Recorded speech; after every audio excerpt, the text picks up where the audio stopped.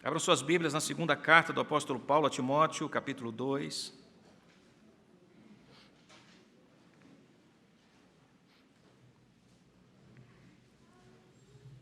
A partir do versículo 14.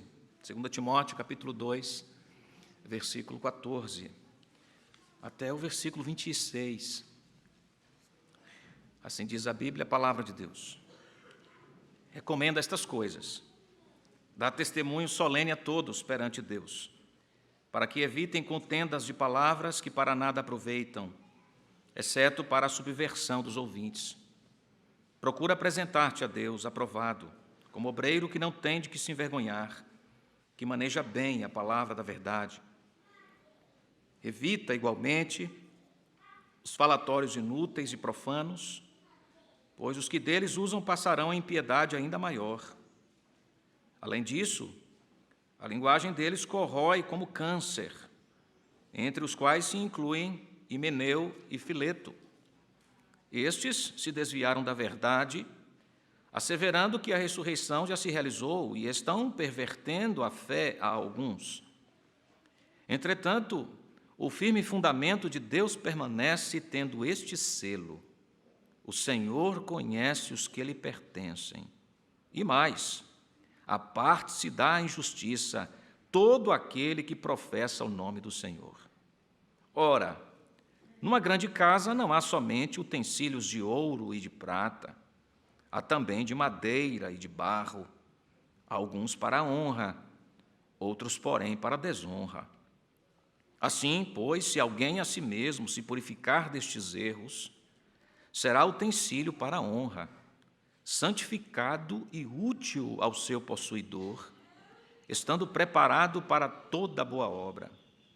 Foge outrossim das paixões da mocidade, segue a justiça, a fé, o amor e a paz com os que, de coração puro, invocam o Senhor. E repele as questões insensatas e absurdas, pois sabes que só engendram contendas.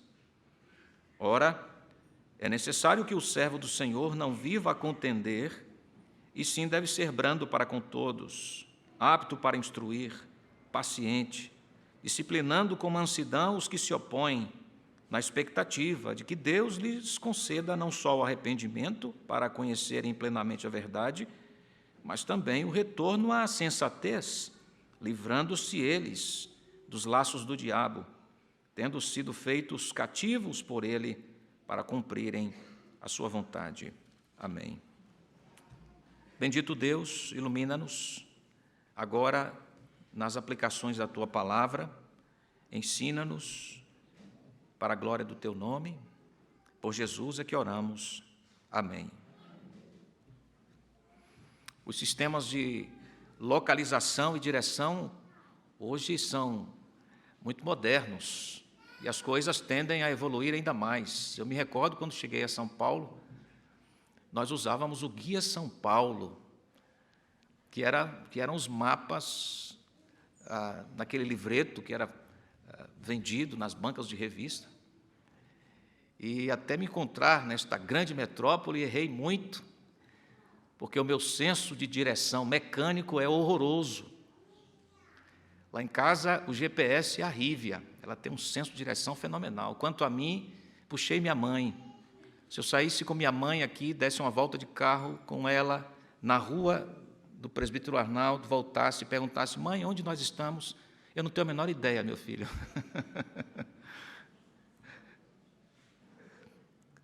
Hoje, aplicativos, instrumentos de localização estão aí ao dispor de todos. Há quem diga, inclusive eu vi isso de um motorista de Uber, que não se consegue mais dirigir sem aplicativos de mapas e direções. Por quê? Porque, dentre várias vantagens, eu poderia destacar aqui o senso de segurança de quem está dirigindo na direção certa. Não sei como será daqui a 30 anos, é certo que ferramentas tecnologicamente mais avançadas irão surgir, mas há algo que não vai mudar, não vai mudar. que é o princípio do propósito. O princípio do propósito é sempre o mesmo: levar-me para o endereço desejado. É isto.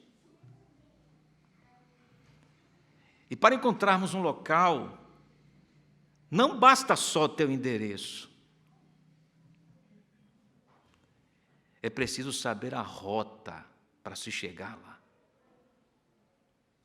É assim também em relação a Deus.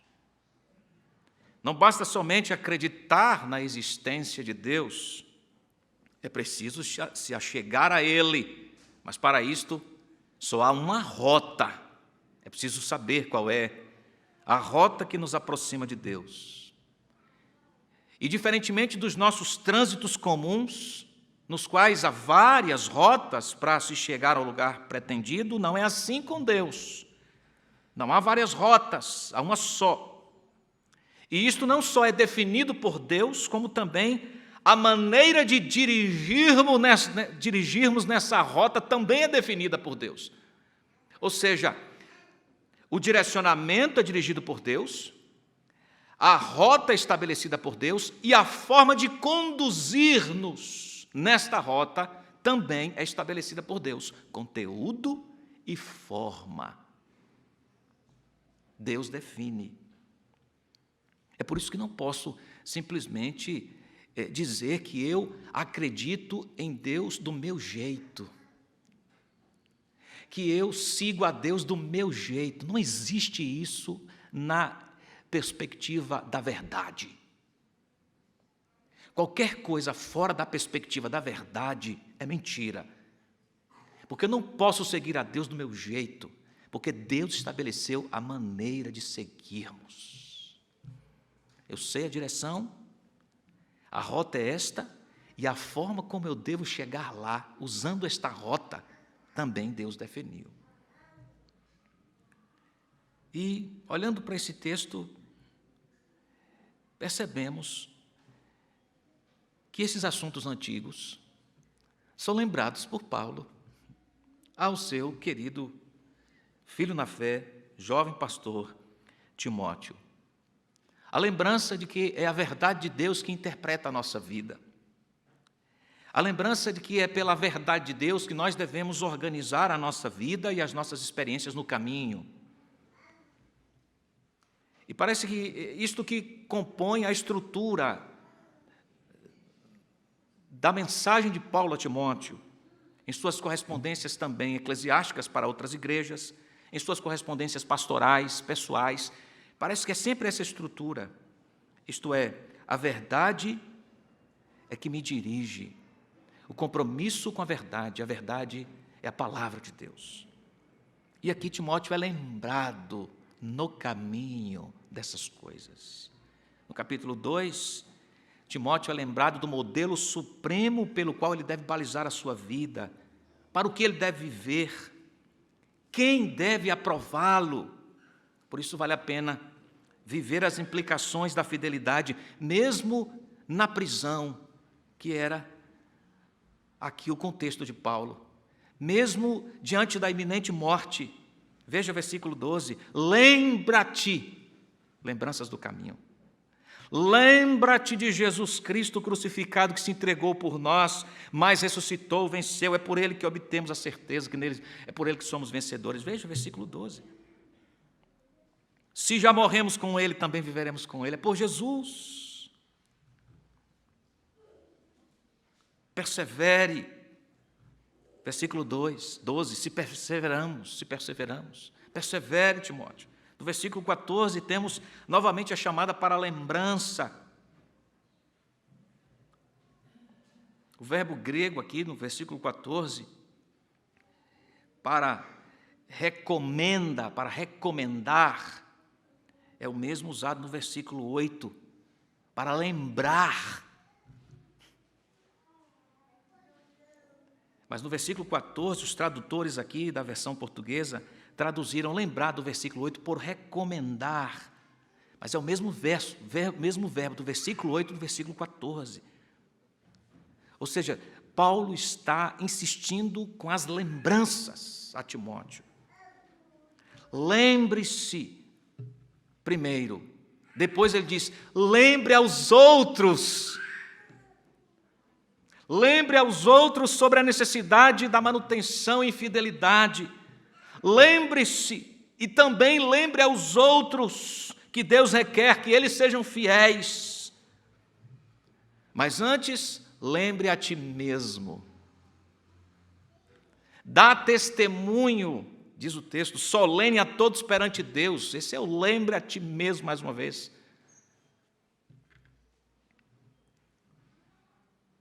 A ideia de compromisso com a fidelidade na rota estabelecida por Deus. Reforça essa ideia aqui. Treinamento, instrução, discipulado na verdade. É por Deus, para Deus.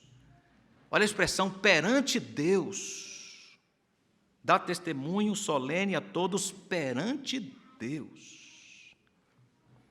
Isto é, na face de Deus, na presença de Deus. Viva assim, na cara de Deus, em culto a Deus, prestando a Deus tudo o que você faz. Faça o seu trabalho, Timóteo, perante Deus. Isto nos traz uma lição imediata, meus caros irmãos. O serviço que prestamos é dirigido ao povo de Deus, seja na sociedade interna, seja na música, seja nos atos de misericórdia, seja na extensão do auxílio de uma família que está necessitada de ajuda e você vai cuidar das crianças enquanto os pais vão fazer alguma coisa que precisam fazer e não podem fazê-lo sozinhos. Esse serviço que prestamos à comunidade do amor é feito na presença de Deus. É serviço perante Deus como adoração a Deus. Tanto trabalho na instrução, no qual estamos envolvidos na escola dominical, dando e recebendo, as crianças, adolescentes, jovens, adultos, nos grupos familiares. Todos nós devemos exercer o nosso papel na consciência viva de que estamos perante Deus. E isto deve impactar nossa mente, impactar o nosso coração, desde o tempo de preparação até a transmissão, até a entrega, até o serviço do banquete na mesa.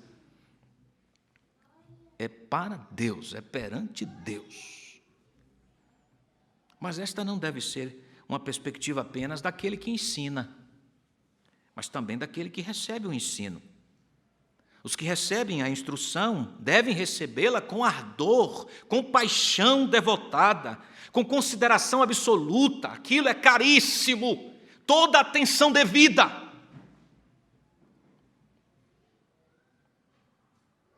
Pois estão sendo lembrados de que tudo é perante Deus. Nós precisamos mutuamente dessa lembrança, sermos lembrados mutuamente. Isso que estou fazendo aqui com vocês, anunciando a voz de Deus, a palavra de Deus,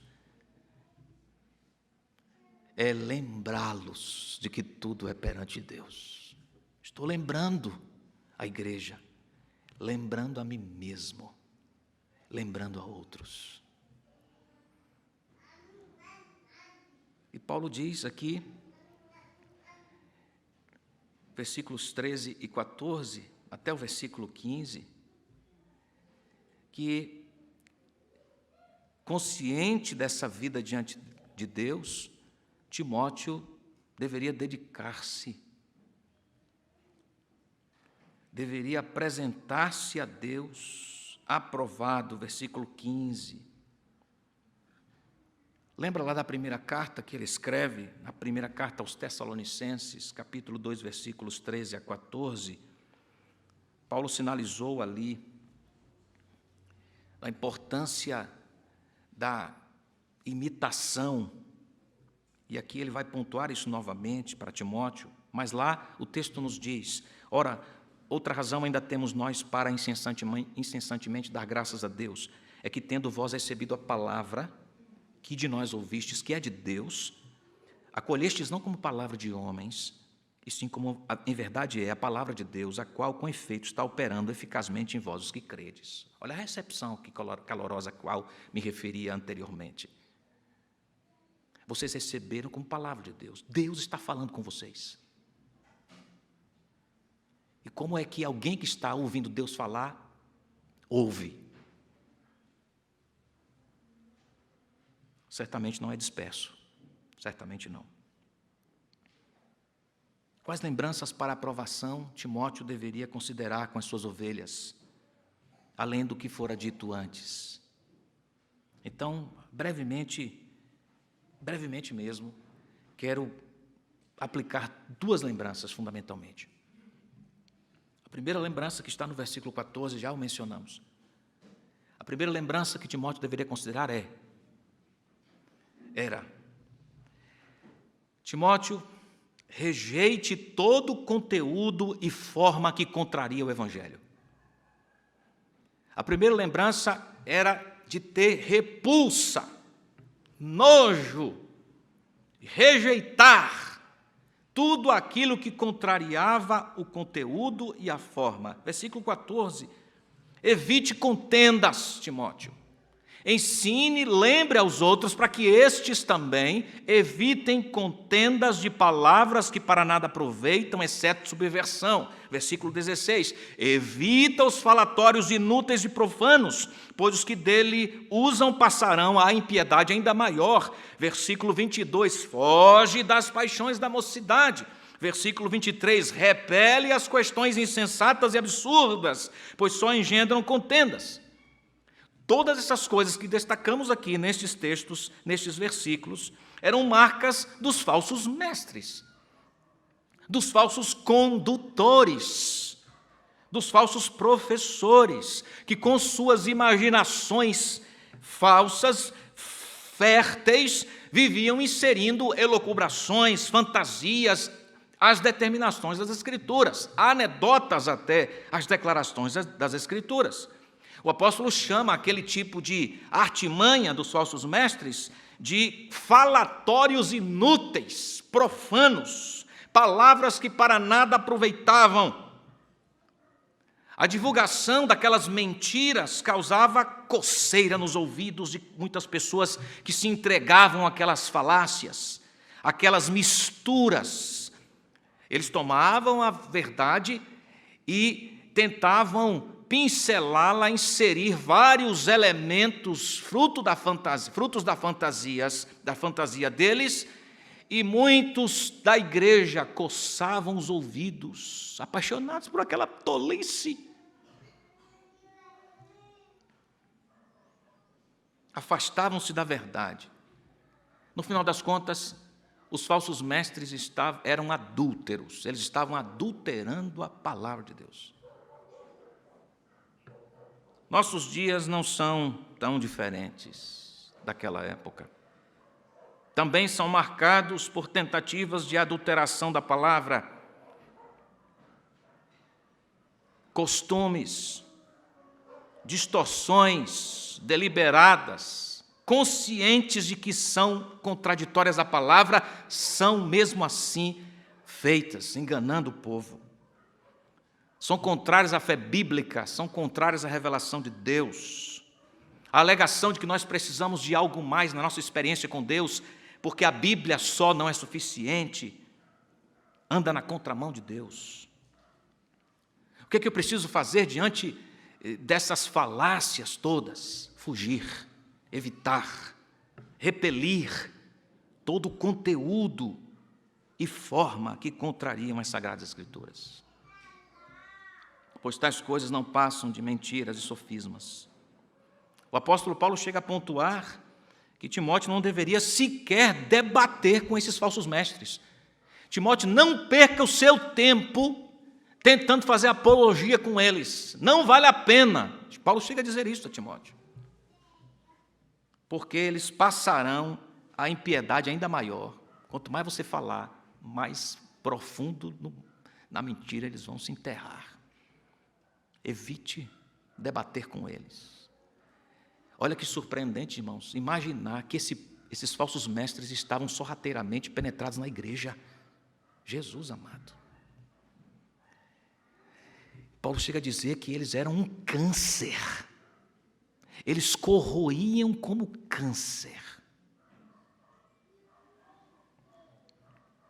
Se nossas vindas à igreja, nossas vindas à escola dominical, se as instruções que recebemos não são aplicadas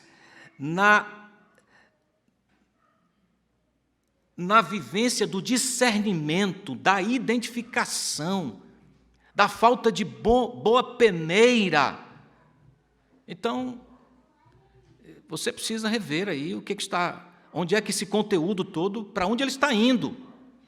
Porque para o seu coração não está se você não tem crivo, discernimento para identificar essas mentiras que estão por aí espalhadas.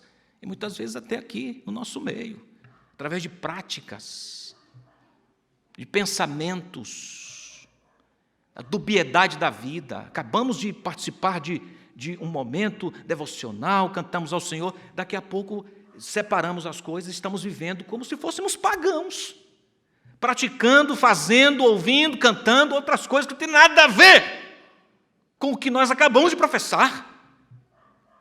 Isso é dúbio. Nós não somos chamados para viver assim, na contramão, na contramão de Deus. Então Paulo diz assim, Timóteo, foge, evite isso. A linguagem deles corrói como câncer. O que Paulo quer dizer com isso aqui? É que eles e a maneira como eles tratam são instrumentos de morte. A menção de câncer aqui é para falar da morte. A linguagem deles e a forma como eles transitam conduz à morte. E aí ele cita duas pessoas, dois homens, versículo 15, Himeneu e Fileto, proclamadores de falso ensino.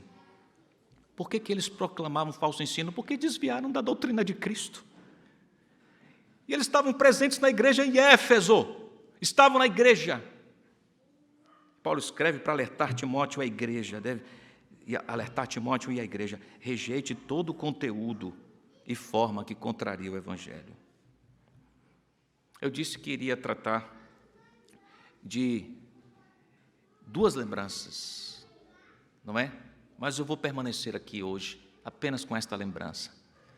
Em outra oportunidade nós daremos seguimento aqui às lembranças do caminho. O que nós vimos hoje? Qual a lembrança que Paulo está ordenando a Timóteo? Rejeite todo o conteúdo e forma que contraria o Evangelho. Não basta só saber o endereço. Tem que usar a rota certa e tem que dirigir do jeito certo. Diga comigo, rejeite. De novo, rejeite todo o conteúdo e forma que contraria o Evangelho. Anotou? Bom, quando eu me despedir de você lá fora, eu vou perguntar qual foi a lembrança do caminho que Paulo ordenou a Timóteo. Qual foi mesmo?